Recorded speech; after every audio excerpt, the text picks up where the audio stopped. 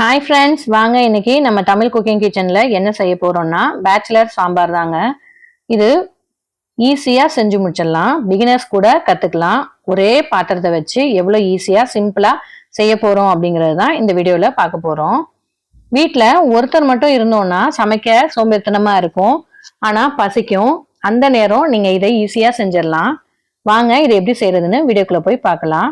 வீடியோக்குள்ள போறதுக்கு முன்னாடி தமிழ் குக்கிங் கிச்சனுக்கு சப்ஸ்கிரைப் பண்ண மறந்துடாதீங்க. கூடவே இருக்கிற பெல் பட்டனையும் கிளிக் பண்ணுங்க. வாங்க வீடியோக்குள்ள போலாம்.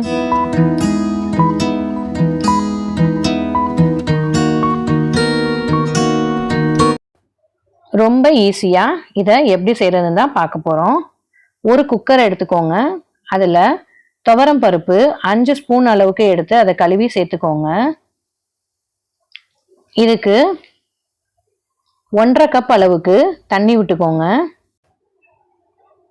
1/4 ஸ்பூன் அளவுக்கு ஜீரகம் சேர்த்துக்கோங்க. மஞ்சத்தூள் 1/4 ஸ்பூன் சேர்த்துக்கோங்க. பெருங்காயம் 1/4 ஸ்பூன் சேர்த்துக்கோங்க. இது கூட 2 பல் பூண்டை இடித்து சேர்த்துக்கோங்க. ஒரு தக்காளியை கட் பண்ணி சேர்த்து இதை 3 விசில் விட்டு வேக வச்சு எடுத்துக்கோங்க.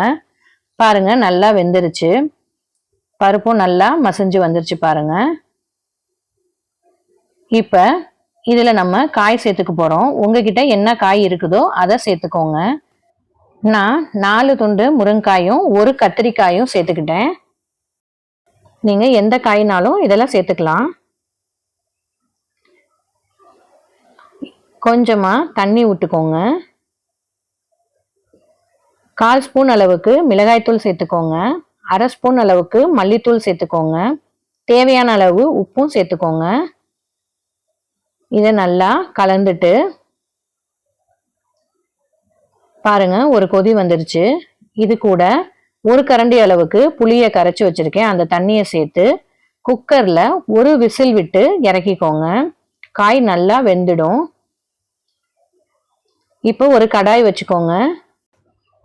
அதில் 1 ஸ்பூன் அளவுக்கு நெய் விட்டு அதில் வெந்தயம், ஜீரகம், கடுகு இதெல்லாம் பொரிஞ்சு வரும்போது பெருங்காயமும் சேர்த்து அதில் 4 சின்ன வெங்காயத்தை இடித்து அதையும் சேர்த்துக்கோங்க. உங்ககிட்ட பெரிய வெங்காயம் இருந்துச்சுன்னா 1/2 வெங்காயம் போட்டுக்கோங்க. இது நல்லா வதங்கினதுக்கு அப்புறம் நம்ம வேக வச்சு வச்சிருக்க சாம்பாரை இதில் ஊற்றிட்டு சாம்பார் பொடி 1 ஸ்பூன் அளவுக்கு சேர்த்துக்கோங்க. நீங்கள் கடையில் வாங்கின சாம்பார் பொடியாக இருந்தாலும் வீட்டில் அரைச்ச சாம்பார் பொடியாக இருந்தாலும் பரவாயில்ல. தேவையான அளவு உப்பும் பார்த்து சேர்த்துக்கோங்க. இதை மூடி போட்டு நல்லா கொதிக்க விடுங்க. நீங்கள் டேஸ்ட் பாருங்கள். இதில் உங்களுக்கு புளி பத்தலைன்னா புளியும் சேர்த்துக்கோங்க. இது நல்லா சுண்டி வரணும். எங்களுக்கு சாம்பார் கொஞ்சம் தண்ணியாக இருந்தால் பிடிக்கும்.